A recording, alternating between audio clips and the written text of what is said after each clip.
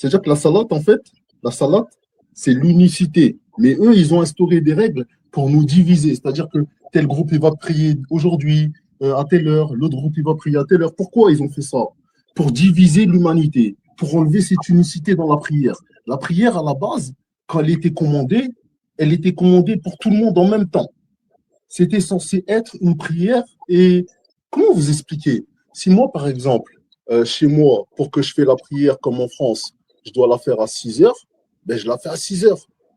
Tu vois? Mais en fait, ils ont séparé. C'est-à-dire que les gens qui tiennent le système et qui ont la religion en main, hein, c'est prendre en main, ils ont fait en sorte de décaler le temps.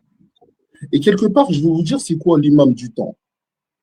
Pourquoi Allah il a dit, il est l'imam du temps, Al-Mahdi? Parce que justement, cette séparation, elle n'existe plus à partir du moment où ce personnage il apparaît sur Terre. Je vais vous expliquer. Vous voyez, aujourd'hui, par exemple, pendant des années, ils nous ont fait faire la prière à des heures différées. Mais les heures différées là, si vous vérifiez bien, ça ne correspond pas aux heures, à une heure partout dans le monde. C'est des heures qui sont totalement différentes. C'est-à-dire que chacun est pris à un moment donné ou à un autre. La volonté d'Allah dans la prière, c'est que toute la Oumma, elle prie en même temps.